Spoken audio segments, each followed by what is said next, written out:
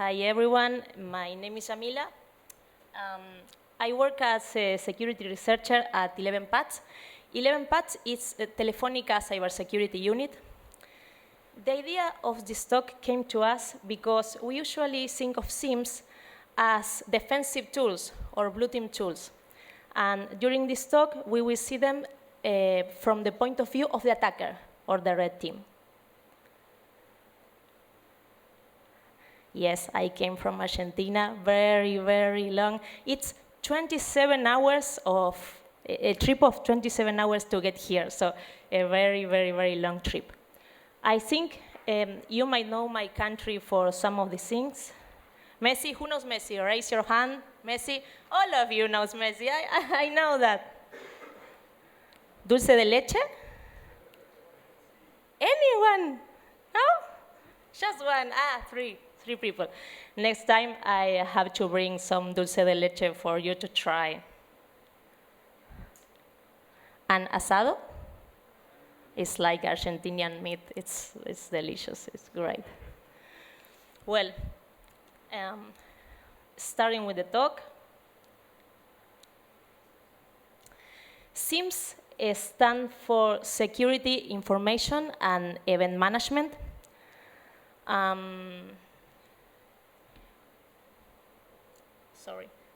SIEM solutions combine security information management and security event management. Security event management carries out log analysis of log data on real time to detect threat, I don't know, sorry. To provide event correlation, threat monitoring, and incident response. And security information management is used to analyze the log data in order to generate reports. Oh, this microphone is...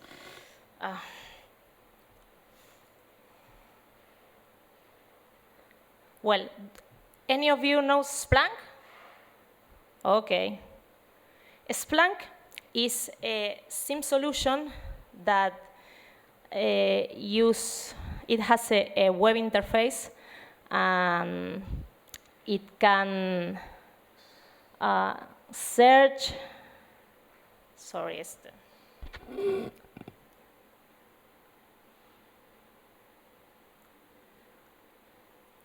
Okay. SPLUNK is a commercial SIEM, that's important, that allows you to capture, analyze, and search for data within a web interface. Any of you knows the other one, GRAYLOG, the open source one? Okay. GRAYLOG is an open source SIEM. The use is like the SPLUNK one, used to search and monitor data with a centralized console. And it uses MongoDB and Elasticsearch in order to store and search for the data.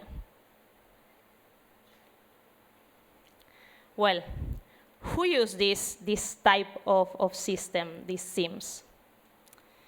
In general, SIEM solutions are mostly used by large organizations and public companies. Compliance with regulations remains a very strong factor in the use of this technology. However, from the point of view of the attacker, this is the attacker, HackerCat. I love it, I love HackerCat. Well, the permission that SIEMs have on the server on which the SIEM is installed and the other components on the infrastructure are very broad. So you can use administrative access to a SIEM. It can be used to compromise the server on which the SIEM is installed, and in some cases, the client equipment from which the SIEMs collect the events. Well, we are going to talk a bit about SPLUNK versions and features. I can't see anything there, so I just look here. the 3 more important versions of Splunk, the most used. It's a light version, but it's not very used. So we are talking about Splunk Free, Splunk Enterprise, and Splunk Cloud. The first one, Splunk Free, don't have any type of access control or authentication. Any user who knows the URL, and it's not a very difficult URL, you can search in Shodan for that, can access with administrative privilege to the SIEM. Splunk Enterprise can use several authentication methods, like LDIP, proxy SSO, SAML, and scripting. But in general, username and password, that's a Splunk internal authentication method. It's the most used, and it's the default authentication method. In Splunk Enterprise, you could configure password policies. The only one mandatory password policy for Splunk Enterprise is the length of the password. It's mandatory to have a password from 8 or more characters length. In new versions, you can configure another things like password complexity, account lockout after a series of failed login attempts. But these password policies are not applied in the same way in all cases. So we are going to see that later in another slide. Well, about the permissions. Splunk Free and Splunk Enterprise are usually installed as root or with administration privilege. You can install it with an unprivileged user, but it's not the common case in general. And the important thing is in Splunk Free and Splunk Enterprise, you can upload custom applications, or that is to say, you can bring your own application and upload to a Splunk application or script. Splunk Cloud is different because Splunk has all the control on the environment, so you can configure Splunk by changing configuration files, by the command line interface, and you can't upload custom applications and a script. And the authentication for Splunk Cloud could be SAML, user password, or LDIP also.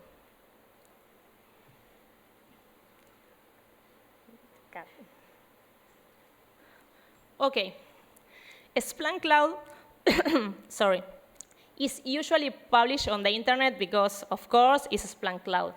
But why would someone expose to the internet a Splunk Free or Splunk Enterprise? I don't see any reason for that. You can search Shodan for Splunks. The first search is by HTTP component, and this search returns all the Splunks that have the web interface published on the internet.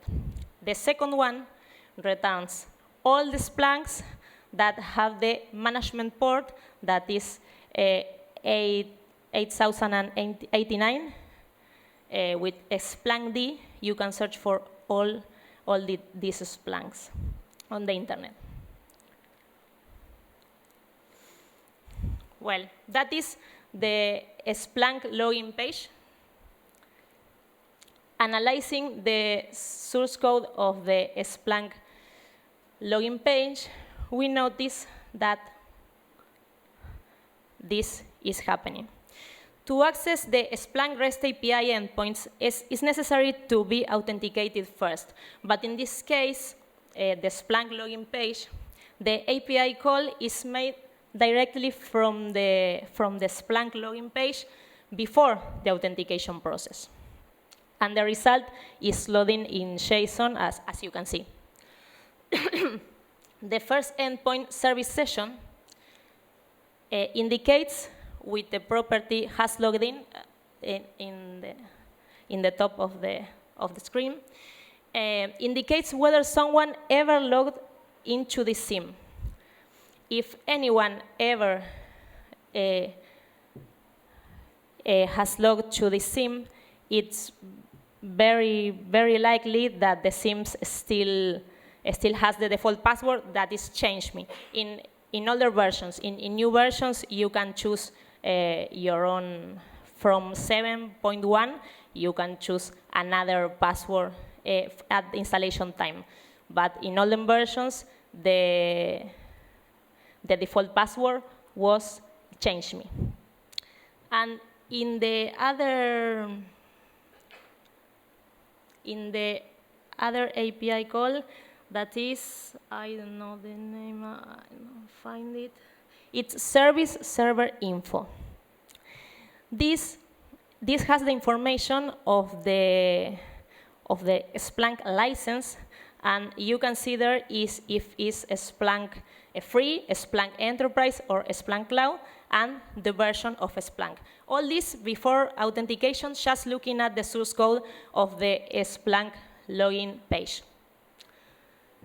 With this information and the showdown search for all the SPLUNKs with the web interface exposed to the internet, I wrote two Python scripts to detect SPLUNKs at risk of being compromised because of default password or because they are the free version with no authentication. The first one detects all the SPLUNK free exposed to the internet.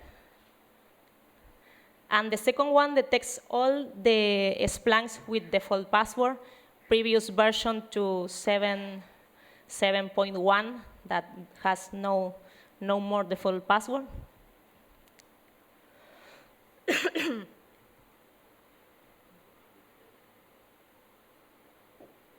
The result is this: 669 SPLUNKs exposed to the internet at risk of being compromised for default password or because they are the free versions of SPLUNK who has no authentication. Well, but what's the case if the SPLUNK that we are going to attack is not free and it has not the default password? You can do a brute force or dictionary attack on the password of the user admin. In previous version was admin. Now you can choose another name for this user if you want, but in most of the time the user is still admin. The SPLUNK brute force or dictionary attack could be performed on the web interface or in the management port. You could use, there is a Metasploit to carry on this attack, and you can use other tools such as Hydra on the web interface. But the problem is, in newest version, you can configure account lockout, but a series of failed login attempts. So our approach is different. We made the brute force or dictionary attack on the management interface, not on the web interface, because the account lockout policy doesn't apply to the management interface. You can try all the password that you want, and you won't be locking the admin account.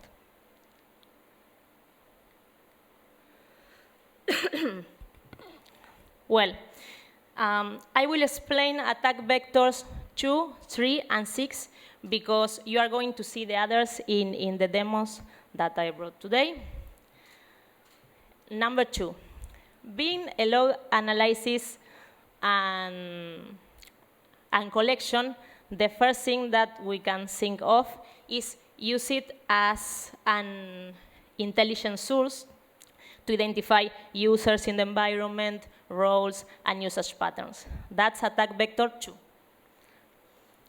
For attack vector 3, you can use the SPLUNK functionality that uploads files to indexes to read any file from the server where SPLUNK is installed. For example, the shadow file on Linux systems.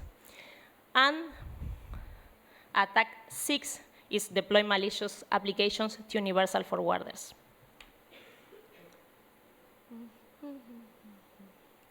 Well, SPLUNK has a functionality called deployment server. This functionality is used for deployment of applications and configuration in distributed environments, and also for configuration of the SPLUNK universal forwarders that are the SPLUNK collection agents. The agents installed in the clients, like in the database server, in the Active Directory server, for collection of information from routers or firewalls.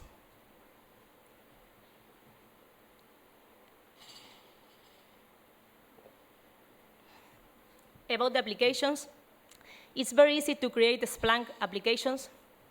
SPLUNK provides a template called barebones that builds the entire structure. You only have to worry about the directory bin. The directory bin is the directory which contains the actual code of the applications or script. And these files, the file app.conf, this file contains all the information of the application configuration.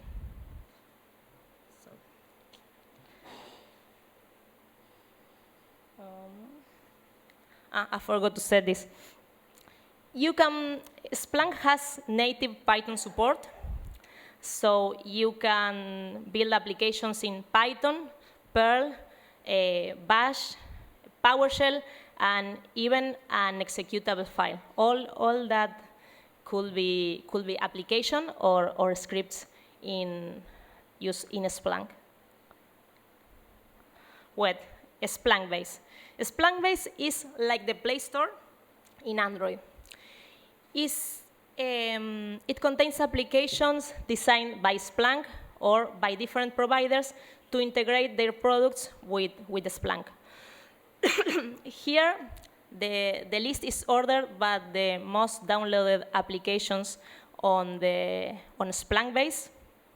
You can see the most used applications are for Windows, Linux, Cisco, database. Most of these applications require credentials to connect to the device they monitor. And these credentials are stored in SPLUNK. And if we have admin access to SPLUNK, we can access this credential and decrypt it and use in our attack to compromise other systems in the infrastructure, not just the SPLUNK server. Well, now we are going to see the demo of the attack vectors 1, 4, and 5. First, I will perform a brute force or dictionary attack on the admin user of SPLUNK, and then obtain all the SPLUNK stored password of the applications. Okay.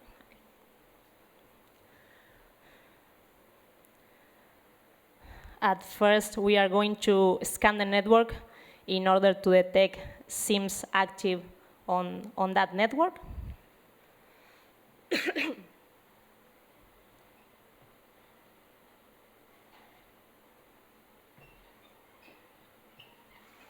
The tool detected two SIEMs, two SPLUNKs. Now we are going to choose the last one in order to attack it. and launch the attack module. First, we need to use the option 1 because we need the credentials. That's the brute force or dictionary attack. Now that we have credentials, we can use the other attacks. We are going with option, I think is 4, to obtain all the SPLUNK applications credentials. We need to use the credentials that we obtained before.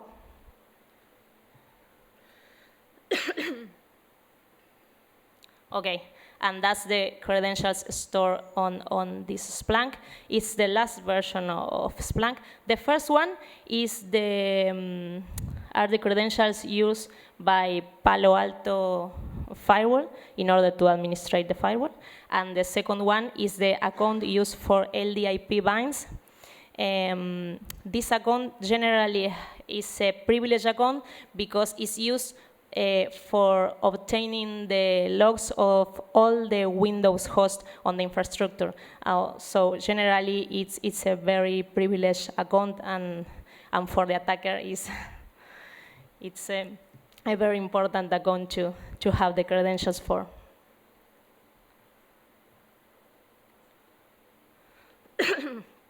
Well, now we are going to install a malicious application to obtain a reverse shell from the SPLUNK server. We are going to attack the same SIEM as before.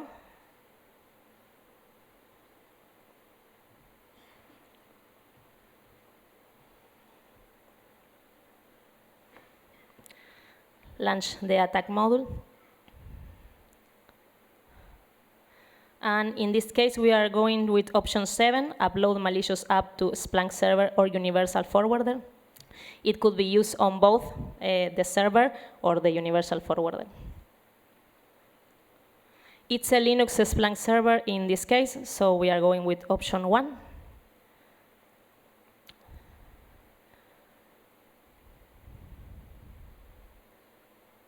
We need to enter the credentials and our local IP address for receiving the reverse connection. The application is already installed, our shell, and we are going to start a listener on port 1, 2, 3, 4, 5 in order to receive the reverse connection.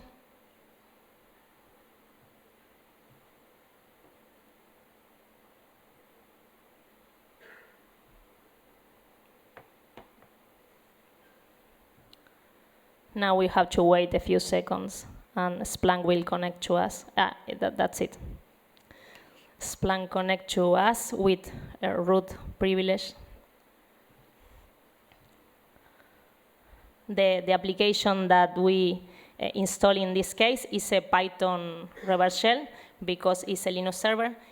On Windows universal forwarders, you can't use Python, and you need to use PowerShell or another a BIT file or another payload. This tool is developed by us in 11 paths. Okay, recommendations for hardening SPLUNK. First, we need to install SPLUNK, the server and the universal forwarders with unprivileged users. Change all the default password, of course. Use another authentication method, not SPLUNK internal, and if it's possible, a second authentication factor. Use TLS. Please don't use Splunk free in production environment. I see so many Splunks free in production environment. I think it's because the cost of Splunk and all that, but please, it has no authentication. It's the worst. Don't expose the Splunk server on the internet, of course, except cloud that you need to put it on the internet. And disable the web server if there is no need. Most of the attacks to Splunks are based on the web server, so it's an attack surface reduction, disable the web server when you don't use it, update and patch SPLUNK in a regular basis, and enable a SPLUNK audit is the index_audit. Now, we are going to talk about GRAYLOG. Same case as before. Who published the GRAYLOG web interface on the internet? I don't see any reason. No, there is no GRAYLOG cloud or something like this, so it's, I don't understand this. The most important GRAYLOG components are MongoDB, Elasticsearch, the web interface, and the REST API. The attack vectors. You will notice that the attack vectors are different. This is because GRAYLOG does not allow us to upload code through the web interface. So you just can customize inputs, outputs, and alerts. So we need to use other attack vectors different than the SPLUNK ones. The first one is the brute force or dictionary attack. In order to perform this attack, we need to do a post request to this URL, API system sessions. The username is admin. You can change it. And accounts are not logged out for failed access attempt. That's attack vector number one. You can configure it. It has the policy for configuring the logout is not there in GRAYLOG. Well, GRAYLOG virtual machines appliances. GRAYLOG virtual machines appliances, OVA or AMI, has those passwords by default.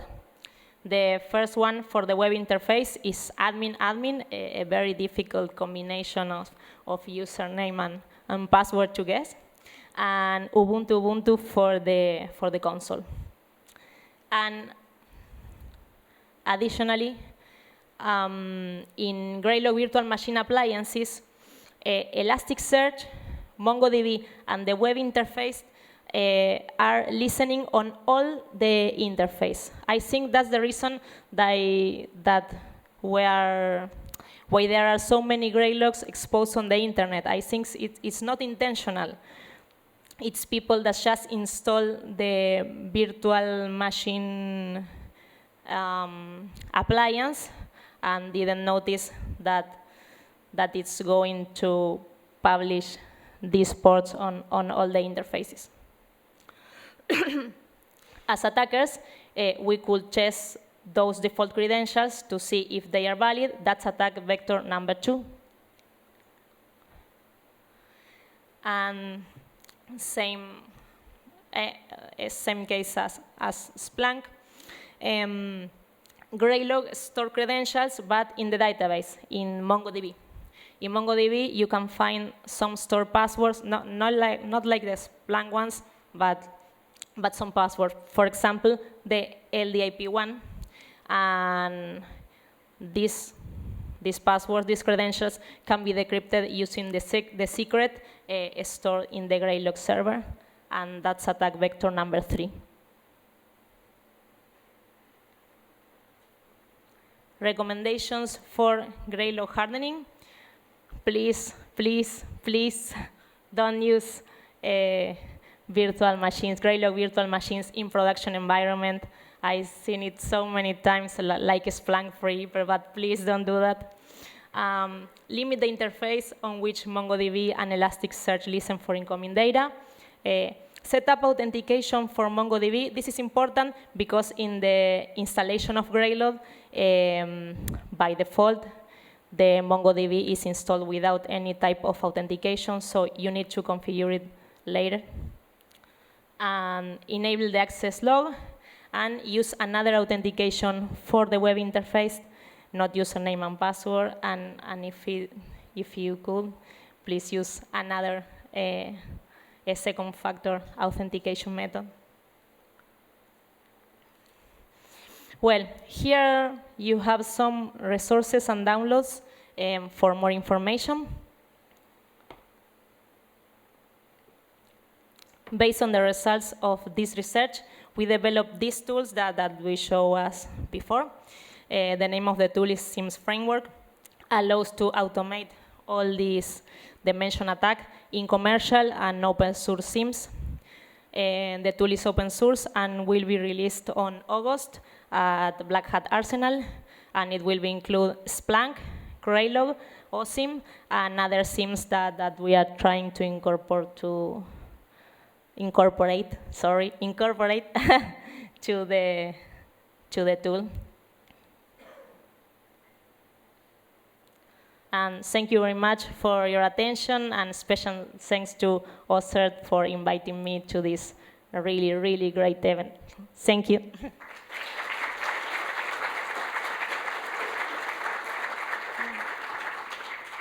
Thank you very much for that. That's fantastic. Do we have any questions from the audience? Oh, one up the back. Ah, great. Get my steps up.